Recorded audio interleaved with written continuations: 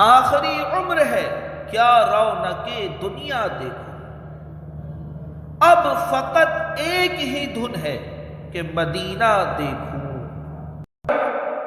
باکثرت رونے والا حاجی حضرت سیدنا مخول رحمت اللہ تعالی علیہ فرماتے ہیں، حضرت سیدنا بحیر اجلی رحمت اللہ تعالی علیہ نے مجھ سے فرمایا میرا حج کا ارادہ ہے، کسی کو میرا رفیق سفر بنا دیجیے، کسی کو میرے ساتھ میں کر دیجیے۔ چنانچہ میں نے اپنے ایک پڑوسی کو ان کے ساتھ سفر مدینہ پر آمادہ کر لیا، یعنی اس کو راضی کر لیا۔ دوسرے دن میرا پڑوسی میرے پاس آیا اور کہنے لگا میں حضرت سیدنا بحیر اجلی رحمت اللہ تعالی علیہ کے ساتھ نہیں جا سکتا۔ میں نے حیرت سے کہا خدا کی قسم میں نے کوفہ بھر میں ان جیسا با اخلاق آدمی نہیں دیکھا، آخر کیا وجہ ہے کہ تم ان کی رفاقت سے خود کو محروم کر رہے ہو، کیوں؟ وہ بولا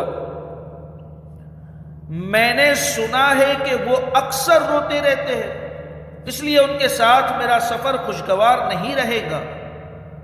میں نے اس کو سمجھایا کہ یہ بہت اچھے بزرگ ہیں، ان کی صحبت انشاءاللہ عز و جل تمہارے لیے نہایت منفعت بخش ہوگی، نفع بخش ہوگی۔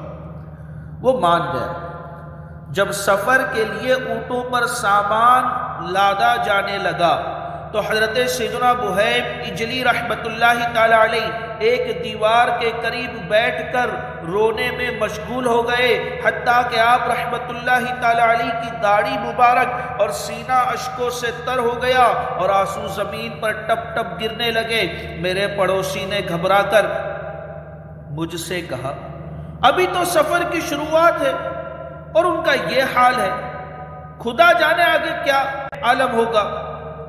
میں نے انفرادی کوشش کرتے ہوئے کہا گھبرائے نہیں، سفر کا معاملہ ہے، ہو سکتا ہے کہ بال بچوں کی جدائی میں رو رہے ہو اور آگے چل کر قرار آ جائے۔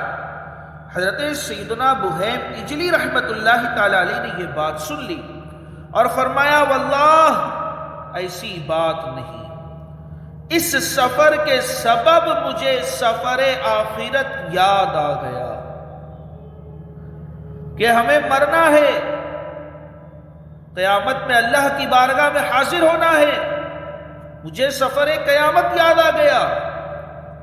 یہ فرماتے ہی چیخے مار مار کر رونے لگے۔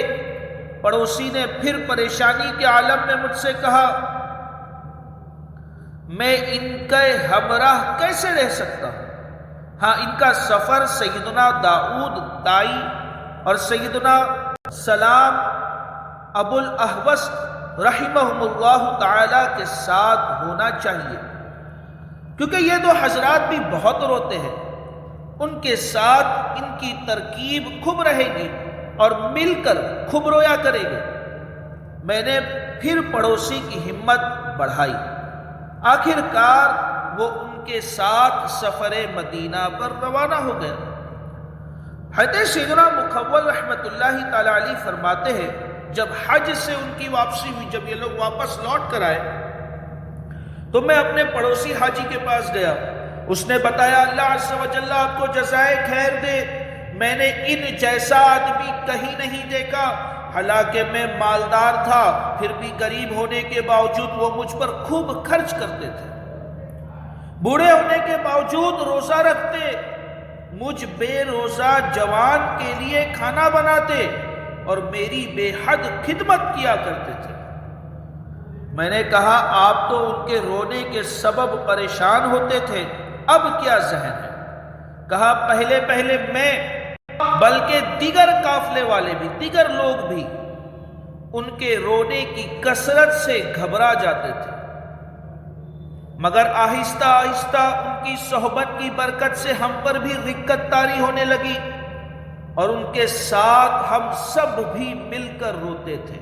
یہ ہے نیک لوگوں کی برکت، نیک لوگوں کی صحبت کی برکت۔ اس سفر میں اگر آپ کو ایک نیک آدمی مل گیا نا، آپ کا سفر کامیاب ہوگا۔ حضرت سیدنا مکھول رحمۃ اللہ تعالی علیہ کہتے ہیں اس کے بعد میں حضرت سیدنا بہیم اجلی رحمۃ اللہ تعالی علیہ کی خدمت میں حاضر ہوا اور اپنے پڑوسی حاجی کے بارے میں دریافت کیا تو فرمایا بہت اچھا رفیق یعنی ساتھی تھا، ذکر اللہ اور قرآن کریم کی تلاوت کی کثرت کرتا تھا اور اس کے آنسو بہت جلد بہہ جاتے تھے۔ اللہ تم کو جزائے خیر عطا فرمائے، اللہ عز و جل کی ان پر رحمت ہو اور ان کے صدقے ہماری مغفرت ہو۔